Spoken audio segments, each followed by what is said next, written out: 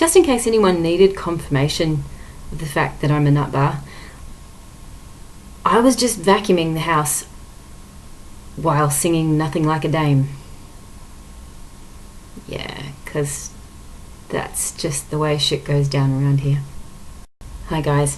Today's video is my second contribution to the adaptation tag, and today's part is about graphic novels.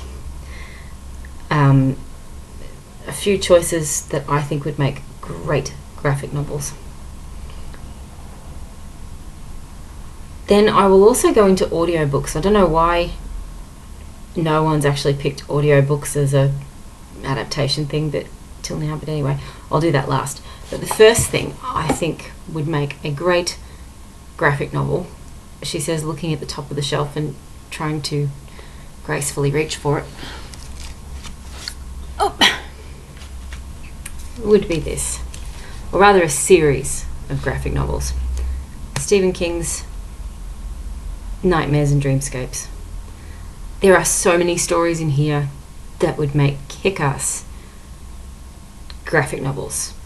As I mentioned in my Halloween reads video, The End of the Whole Mess, The 10 O'Clock People, Popsy, and The Night Flyer, actually. Suffer the Little Children, You Know They've Got a Hell of a Band, which is, oh my god, that's just, yeah. That was actually part of a Nightmares and Dreamscapes miniseries, and look it up because it is so funny.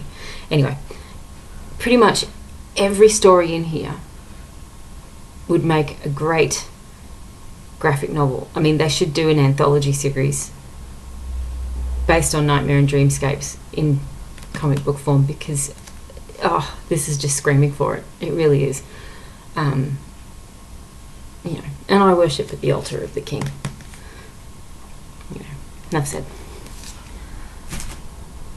Another book that I think would make a graphic novel, and people are going to think I'm weird, but I mean, not all graphic novels are about battles and superheroes and stuff like that. I mean, there have been graphic novels about suburban stuff, in Fun Home. Oh my god, that's one of the best graphic novels of all time.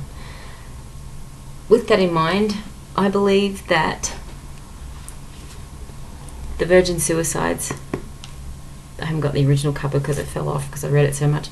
The Virgin Suicides by Jeffrey Eugenides would make a fabulous graphic novel. I just think I can picture the art. It would just be so beautiful. I could just really, really imagine it. I would be the first one in line to buy it. I mean, it's a story that's rooted in realism and in 70s suburbia in America, but it has a dreamlike quality. Because these 4 girls in this story, or 5, I can't remember, are all seen as these unattainable goddesses by every boy in the neighborhood. And it's every boy in the neighborhood, this group of them, that are narrating it. And it's just, it's wonderful, and it's creepy as well, but it's just so wonderful. Especially the epiphany they come to at the end. It's just, yeah, really good. I would love to see this as a graphic novel. In fact, if they want someone to champion the cause, I'll be there.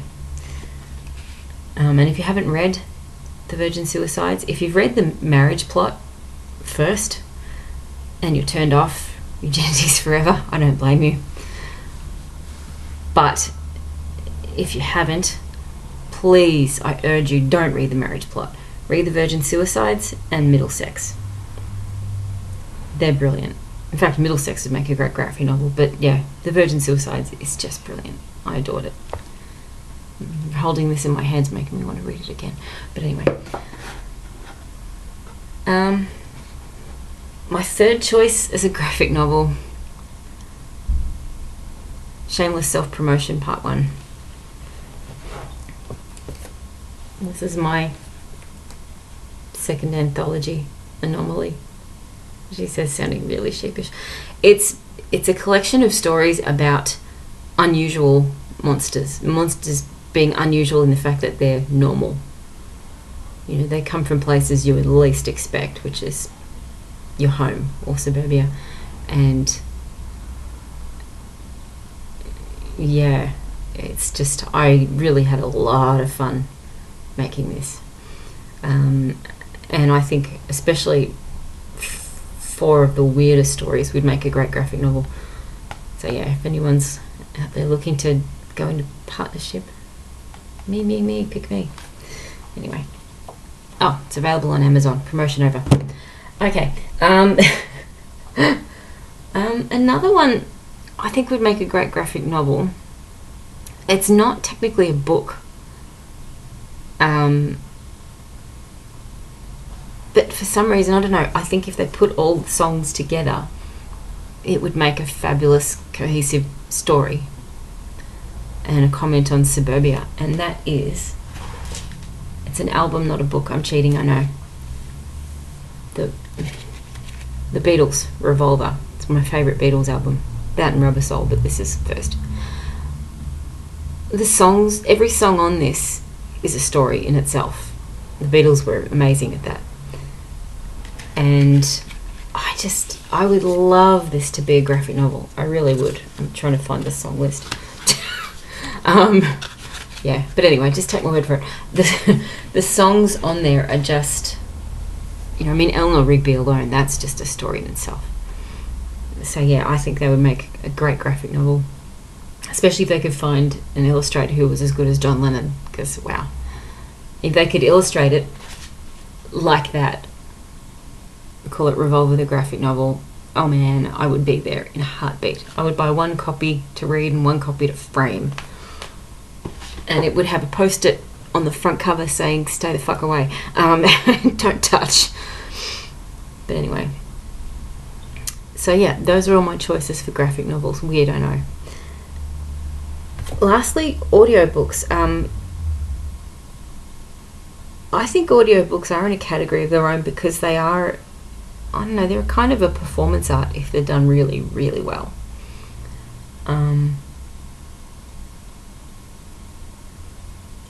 And when I say this, these are probably already, one of these is probably already an audiobook, and I'm just the slowpoke who isn't caught up with it.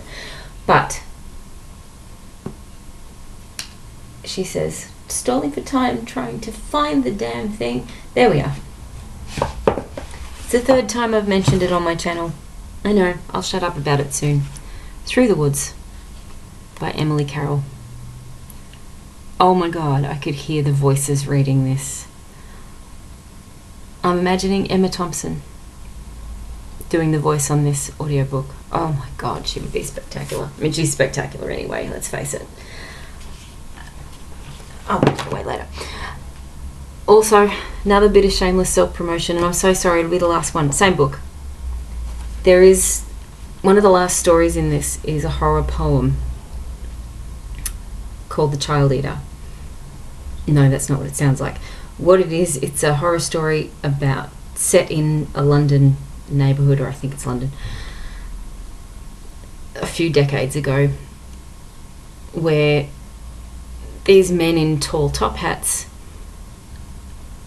make creatures out of lollies and entice this whole neighbourhood of children to come to an abandoned factory where they feed them every bit of candy they ever wanted.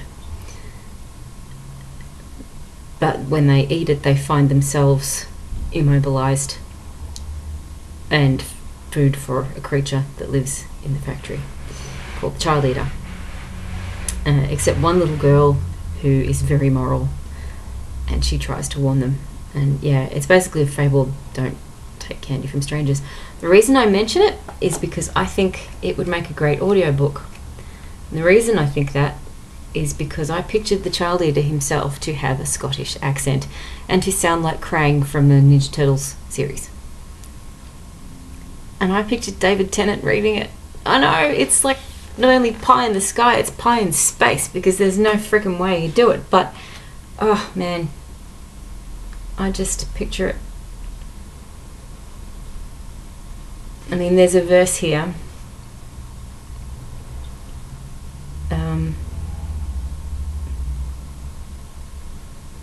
This is a verse, and I reckon I could picture David Tennant doing it in a high piercing Scottish voice. For a zesty dessert there's none quite so tart as a bold female youth who fancies she's smart, and for pudding that bobs like riderless cart, a wobbly boy with quivering heart.